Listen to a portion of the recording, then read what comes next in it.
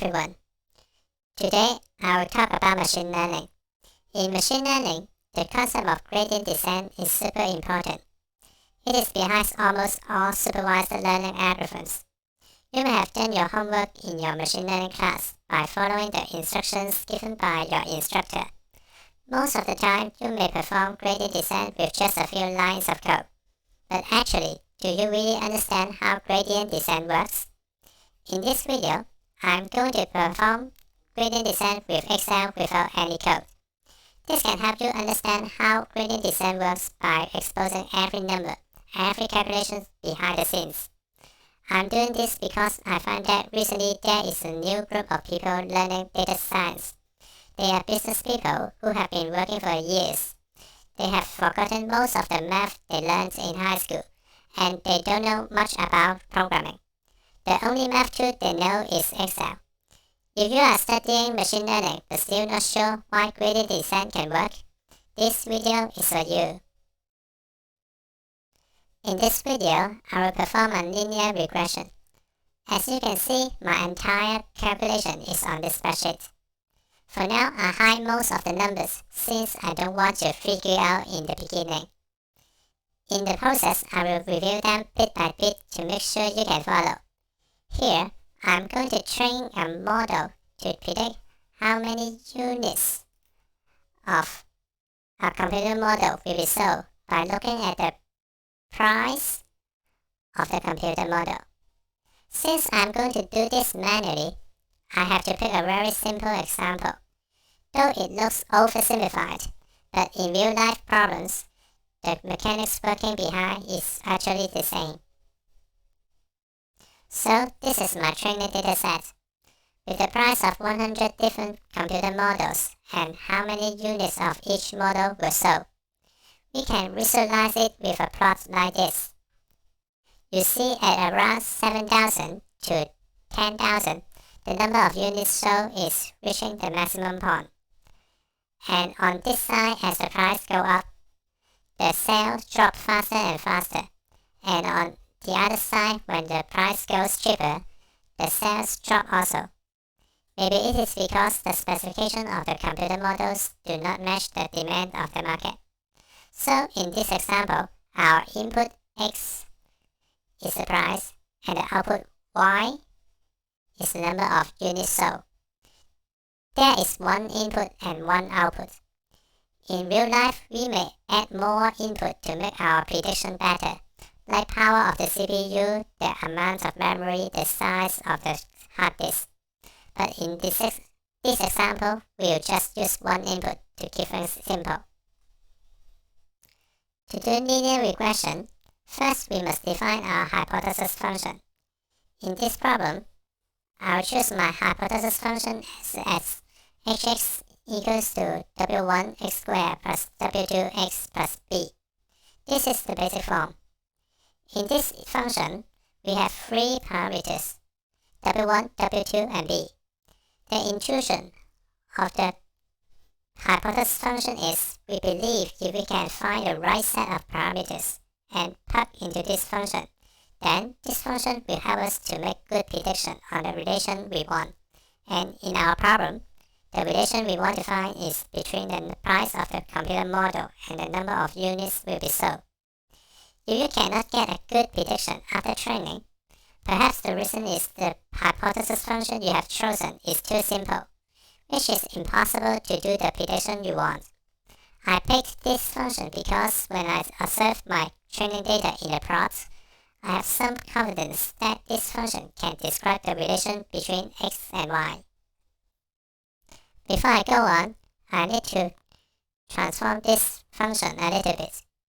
Here I define x1 equals to s1x squared and x2 equals to s2x. S1 and S2 are constant for scaling x and x squared. Since I'm going to do linear regression manually, picking the right values for S1 and S2 can help us to reduce the number of iterations as much as possible. If we are going to use a program to train our model, these values are less important as we can easily perform thousands of iterations. With this, we can rewrite hx into w1x1 plus w2x2 plus b. Somehow, we modified h as if it has two inputs, x1 and x2, though both of them are divided from x. The output y will need a scaling factor as well, so we will also define y0 equals to s subscript y multiplied by y. Next, we define the loss function lxy equals to half of the square of the difference of hx and y0. The intuition of the loss function is to account how good our hypothesis function is. Imagine when hx can do prediction really well, then if we plug in the x and y values of our training data into L, the difference in the blanket will always be small, and L will always be small. We take square of the difference because we want it to always be positive. With h and L sets, we have a clear objective. We need to find the right set of values of W1, W2, and B, such that L will be as small as possible. This is what we will do in the training with gradient descent. Okay, let's go back to our spreadsheet. First, we need two new columns to calculate x1 and x2. Our scaling factors are right here. This is s1, s2, and sy. So, for x1, it is s1 x squared, and x2 is s2x. And we need another column to calculate y0 right here. So, if you check the formula, it is sy and multiplied by y. And for our parameters W1, W2, and B, we just put down tens for all of them and then in the first step. With all this number, we can calculate h and L in these two columns.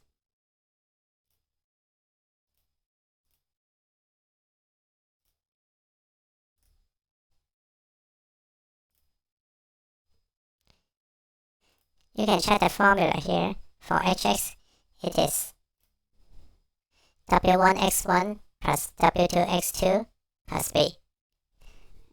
And for L, it is just half of the square of hx minus y0. So it is like this. Okay, remember, our objective is when we put this number into our hypothesis function hx, each will give us a value very close to this. But now, the value it gave us is this. So let's put this column into our plot and make a quick comparison.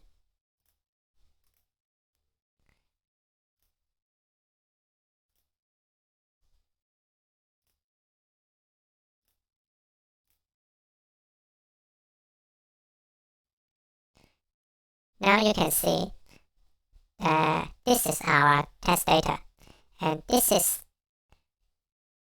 hx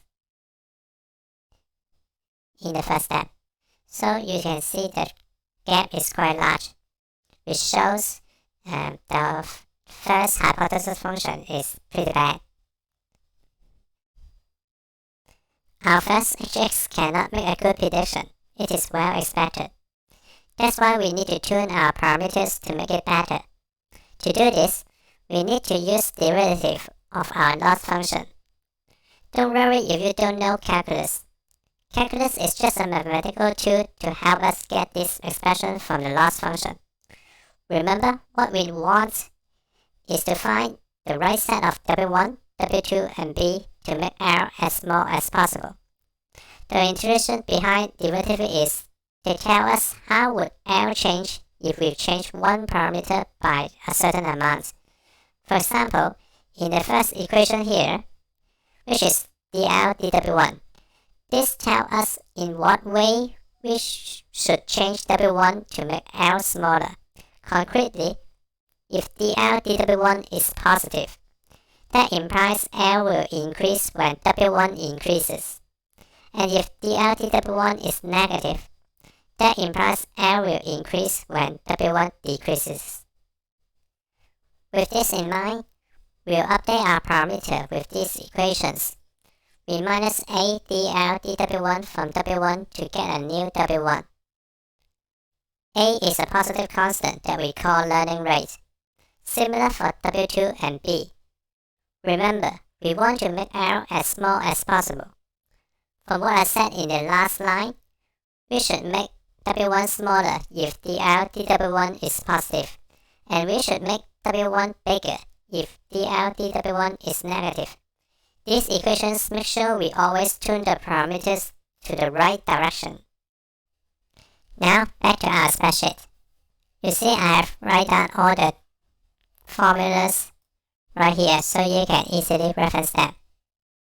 In these three columns, I have calculated the derivatives of L respect to W1, W2, and B. So as you can see, in this column, our formula is hx minus y0 multiplied by x1. And similarly for dl/dw2 and dl/db. And then we calculate the average of all the derivatives in these three cells. And by the way, this is the total loss, which is just the sum of all the loss in this column. Then we can calculate the parameters for the next step. Let me make it a little bit bigger. Now let's take a closer look to these numbers.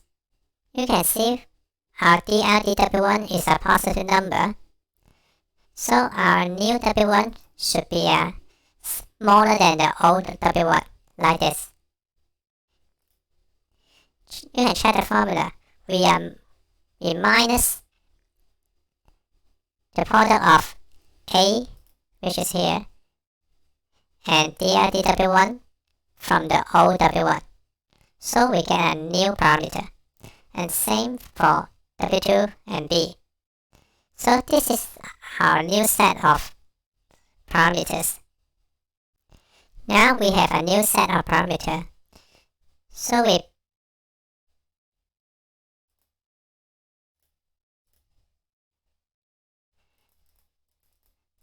plug them into hx again and start the new iteration.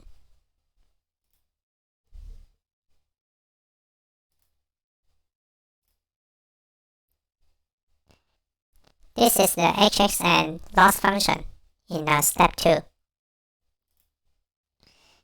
And similarly, we calculate the derivatives.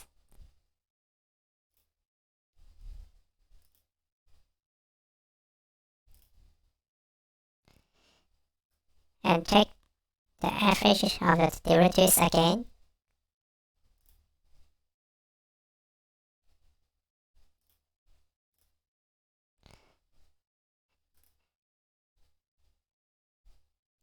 Okay. At this point, let's look at the loss. This is the loss in our first iteration, and this is the loss in the second iteration. You can see the loss goes down from 70,000 to 40,000, which is quite good. As you can see, our loss is getting smaller. Now we do the same thing again to find a new set of parameters.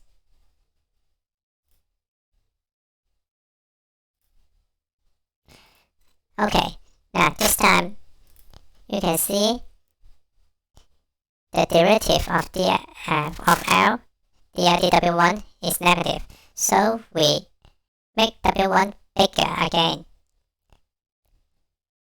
Same for DLDW2 and DLDB. And then we repeat everything once again.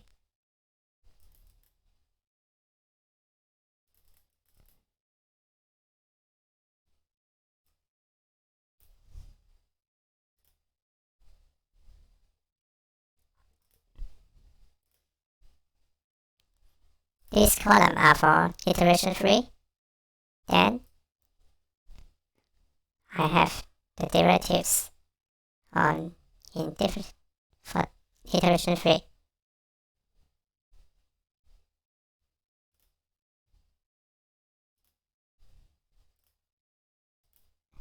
Okay. Now the loss is even smaller now. It was 74,000 and then 47,000 and now 30,000. After 2 iterations, let's compare HX with our test data again.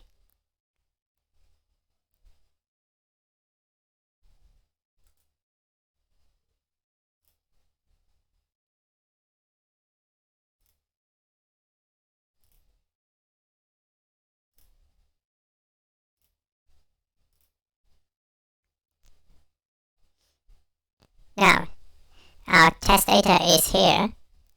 This is HX in iteration 1 and this is HX in iteration 3. Now you can see it is getting better. Although the gap is still quite large, it is not good enough, but it is approaching what we want. Seems we are on the right track.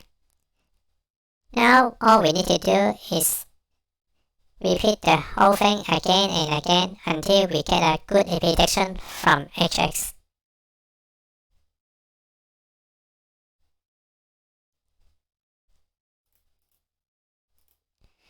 You can see I already have my calculation from step 4 all the way down to step 20 here.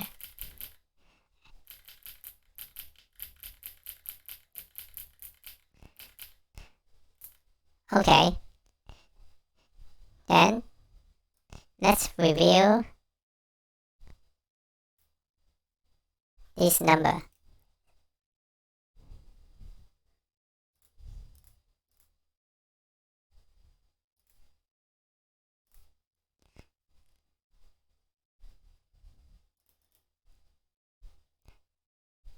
Okay,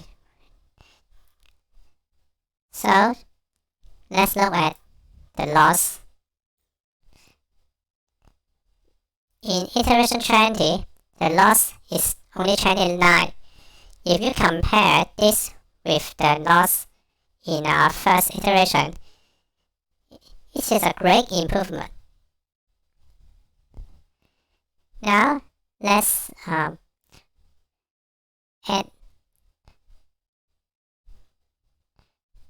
the data for the steps in this part.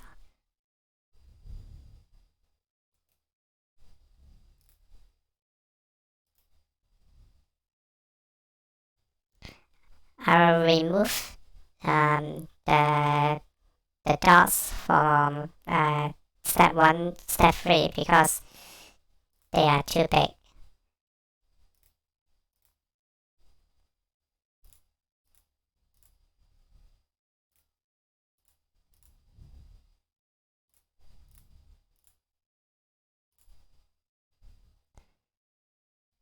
Okay, now you can see our test data is right here.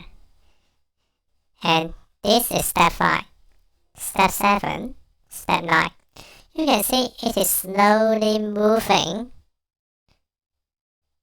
to our test data. So it is fitting better and better. From this graph, we can clearly see how gradient descent improves our predictions.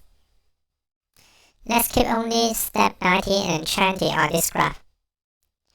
Here you can see, although this line is already fitting quite well, but there is still some gap between our test data and the prediction. But our spreadsheet is already quite big.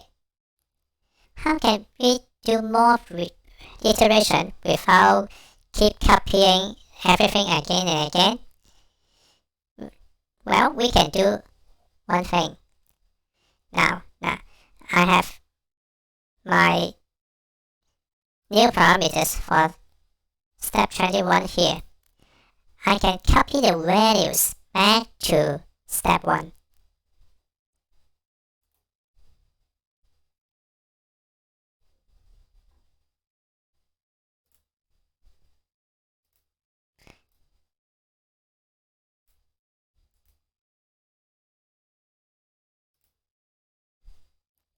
Okay, look at that. Now the total loss goes down from 21 to 7. And our new prediction is almost overlap with our test data. So effectively, we have done 40 iterations and we have come up with a pretty good prediction. Amazing, isn't it? Finally, there are a couple of interesting things you can see in the numbers. First, you can see when it comes to iteration 40, the loss is already quite low, but the trend is still going down. We can expect if we keep going and perform more iterations, it can go even smaller to 6 and even 5. It is up to you to determine when you should stop this training. In practice, it will keep approaching the minimum point if you display more decimal digits. Second thing is if you look at the derivatives. You can see they are getting closer and closer to 0. If you understand what is derivative, you should realize we are finding a point where all the derivatives are nearly 0. That means our loss function is close to the local minimum. Okay, this is it. You have just seen how to do gradient descent on a spreadsheet. The key takeaway is, in real-life machine learning problems, our hypothesis function will be much more complicated. There will be a lot more input, output, and parameters. But this is okay to assume a neural network is just a very, very complex hypothesis function. And how we do model training is still similar. Of course, in that case, it will be impossible to use spreadsheet to perform the entire calculation. That's why we will need to use program and GPUs to do that. Do you like this video? Don't forget to leave a message below if you have any comments and questions. I will see you next time. Goodbye.